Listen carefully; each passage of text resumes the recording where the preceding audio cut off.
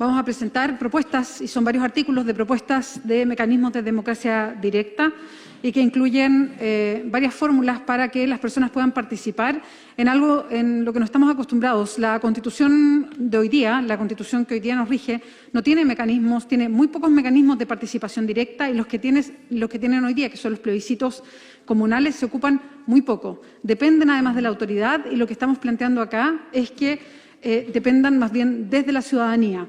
En el trayecto de esta comisión recibimos a varias organizaciones, a varias personas especialistas en estos temas que nos fueron señalando, más bien con experiencia comparada y con experiencia estudiada, cuáles eran los distintos mecanismos que mejor podían funcionar o que han funcionado en distintas partes del mundo para que haya participación activa de la ciudadanía. ¿Y por qué esto es bueno?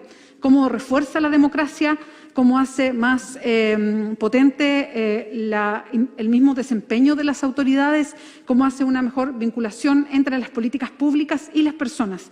Por eso es deseable que haya mecanismos de democracia directa, porque además esto fortalece la democracia y porque hoy día sabemos que la democracia puramente representativa está quedando atrás y se ha vuelto anticuada para lo que necesitamos. Si podemos avanzar, por favor.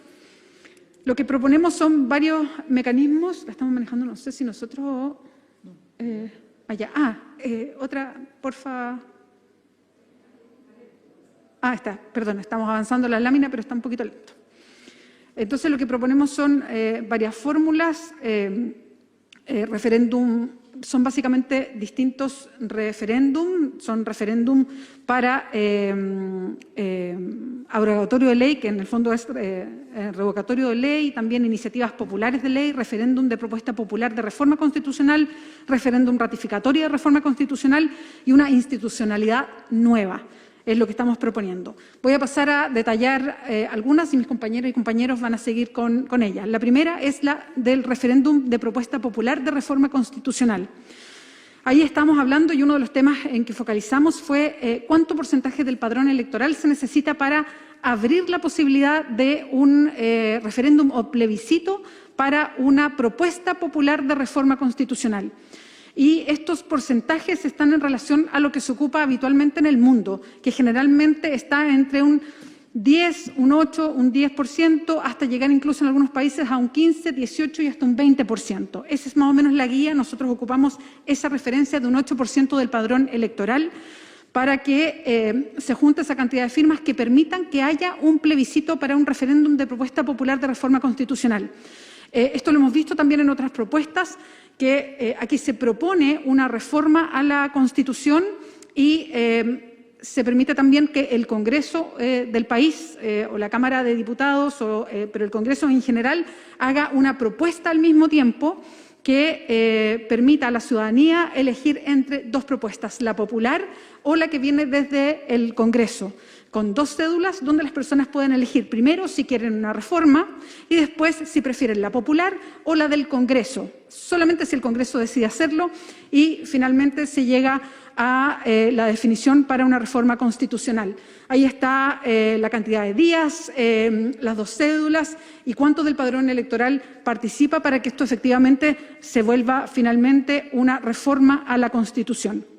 La segunda propuesta, que tiene que ver con reforma constitucional también, son los referéndums ratificatorios de reforma constitucional.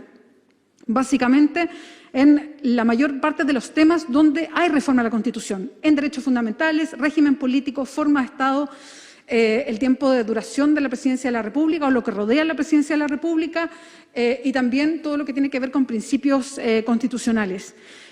Básicamente, a través del primer mecanismo y este segundo de referéndum ratificatorio de reforma constitucional, es decirle a la ciudadanía que cualquier cambio a la Constitución siempre va a pasar por la ciudadanía.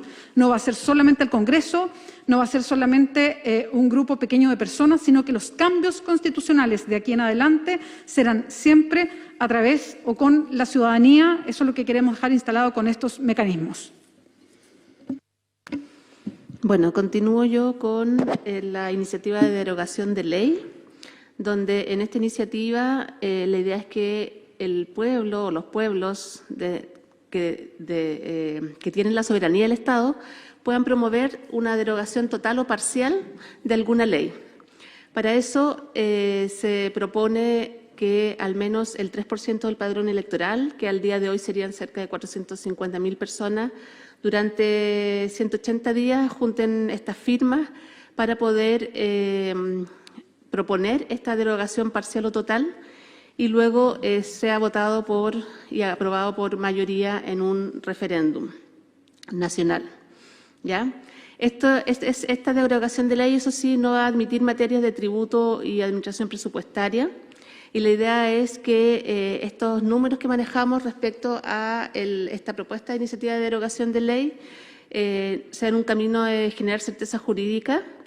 El porcentaje del padrón electoral es mayor que la siguiente propuesta que voy a presentar, que es la de iniciativa popular de ley, porque estamos ya con una norma que ya existe. Entonces necesitamos cierta certeza respecto a esa iniciativa y a esa propuesta de derogación.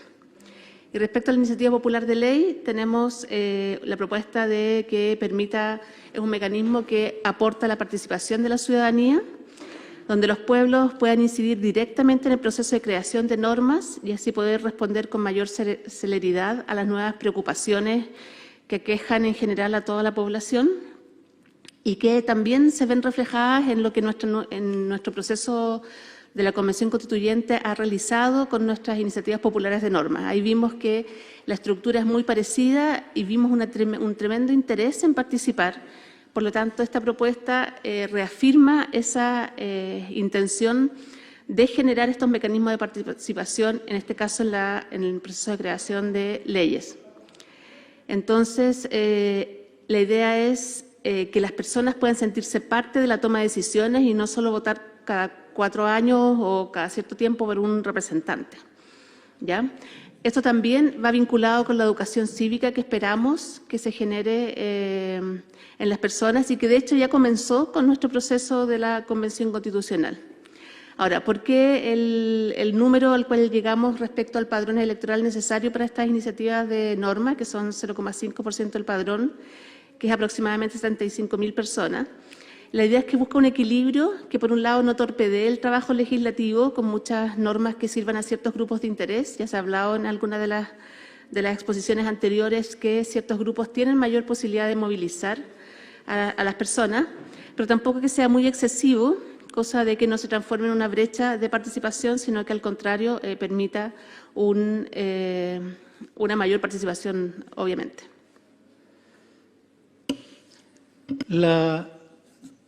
Esta norma propone la creación de una institucionalidad, porque no estamos hablando solamente de entregar herramientas, sino qué sentido tiene entregarle serruchos, martillos y clavos si no capacitamos en carpintería.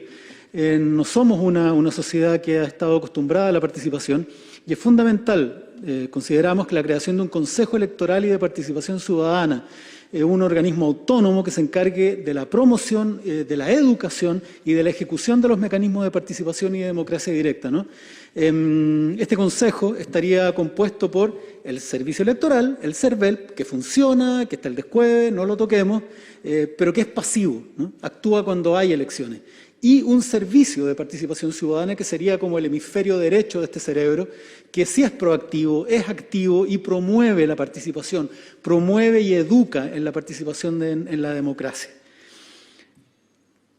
También esta norma considera publicidad y deliberación. Esto es fundamental también.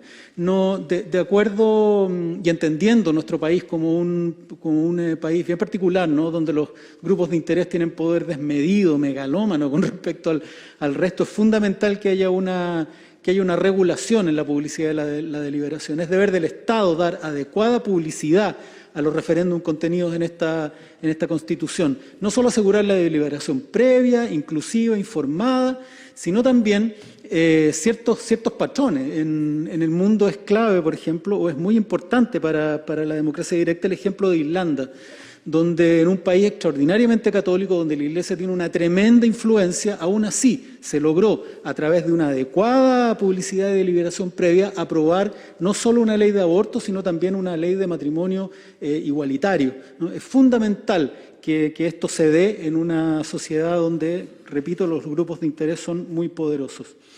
Las audiencias públicas tienen que ver también con un razonamiento. Esto no solo se trata de garantizar los momentos de participación, sino como también muy bien planteó Loreto hace un rato atrás, tiene que darse una relación, y nosotros consideramos que las audiencias públicas, el hecho de que el Congreso Nacional y los órganos representativos deban promover la realización de audiencias públicas en los procedimientos de decisiones políticas, hace que estén permanentemente entrando y saliendo del Congreso organizaciones de la sociedad civil, personas comunes, participando de los procesos deliberativos, acostumbrándonos a que la voz del pueblo o la voz de los pueblos esté permanentemente presente en la deliberación y en las decisiones.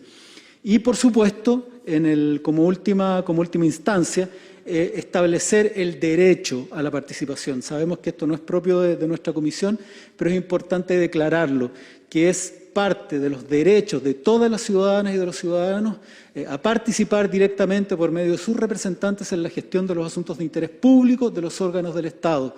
Los poderes públicos deben facilitar la participación de la gente en esta vida económica, social, cultural, política del país, ¿no? Debe ser deber de cada órgano del Estado. Esto es un compromiso general, un compromiso de todos los órganos del Estado, en que esta sociedad debe caminar hacia convertirse en una sociedad democrática, participativa y deliberativa.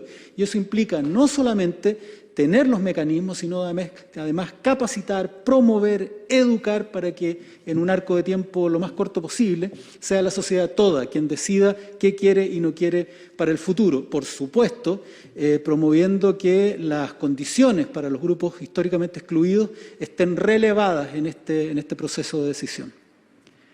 Con esto terminamos la presentación de nuestra norma y les agradecemos.